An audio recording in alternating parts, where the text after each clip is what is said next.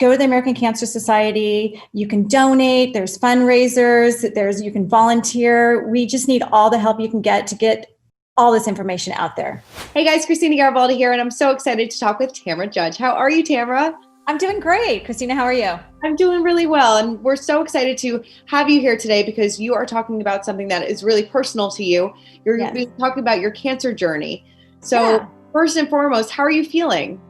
I'm feeling great. I have had multiple skin cancers. I haven't had one, knock on wood, in about 3 years. Great. But melanoma being the most potent one, right. To say the least. Yeah, definitely. I mean, kind of take us back to the beginning. What were some of did you have any warning signs? I'm Irish German, constantly getting, I've had basal cell, I've had squamous cell carcinoma, I've had atypical moderate, and then the last one being melanoma, stage 1 melanoma. So I was actually filming in Iceland. Mm-hmm. And we had some off time, so I decided to get a massage in my room. So the masseuse told me, she's like, "Ooh, you have this little tiny black dot," and it was literally on my butt, like the side of my butt. And she goes, "I think if I were you, I would get that checked out." And I'm like, "Oh, okay." And I didn't think anything of it because I've had so many things cut and burned off of me, that none being melanoma, this was the first. And so I just thought, okay, next time I go, I will mention it to my dermatologist. So she did the biopsy. And about a week later, she calls me and she's like, "It's melanoma."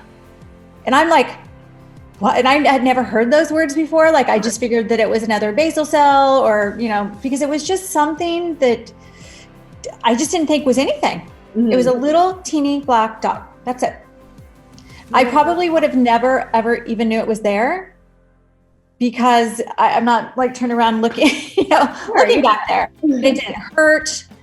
There was nothing, it wasn't raised. There was no reason for me to think there was something wrong. Even though it was a stage 1 and I knew everything I read, it was very treatable, but it was just going through the process. Mm-hmm. And then just thinking okay, my body is failing me. I actually have melanoma. Mm-hmm. So Tamra, what was the treatment like removing the melanoma? Well, I had to go to the cancer specialist for him to assess everything. And he did a marker on it first, which was basically a tattoo. He injected Indie ink into me to mark it. And then he said, and it was a pretty good spot. The dot was about this big, and I'll send you some pictures of it so you can actually see it. And they probably they had to take out the margin, so it was about that big. Wow. So he put the Indie ink in there. So I had this big purple spot on my side of my butt. And then I went in, they put me out completely, and then they just cut the margins out and sewed me up. So I have a nice scar. Yeah. It doesn't look great, but it is what it is. And it's a constant reminder, for me to stay out of the sun, and especially at my age and the things you're doing to your skin, maybe in your 20s or your 30s.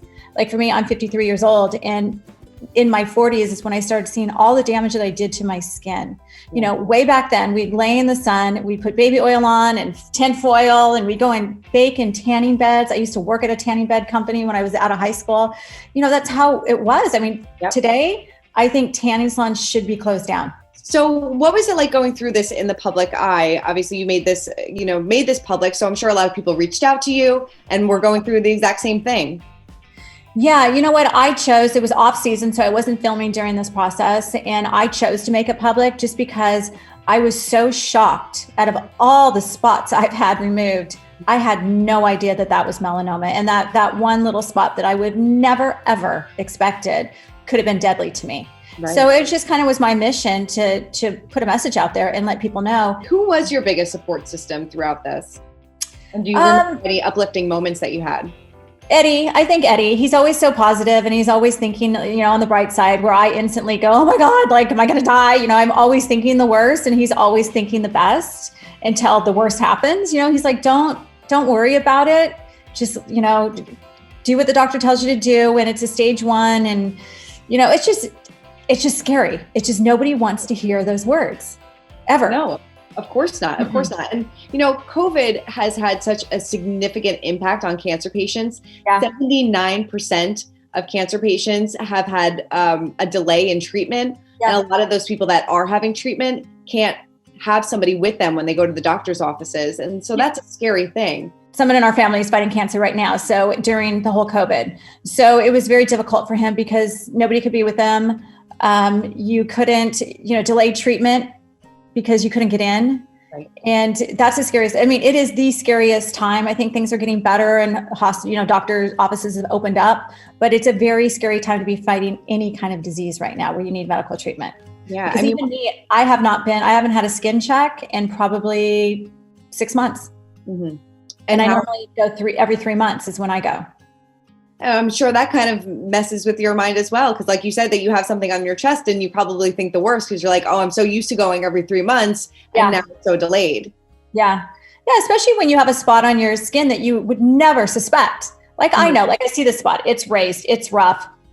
It's, it needs to be burned off, froze off, maybe even cut out. I'm not sure yet, but having just a normal, because I'm covered in freckles and I'm just white and freckly. So I'm like, oh my God, it just looks like another freckle. Yeah. I mean, what advice do you have for people that are battling this right now?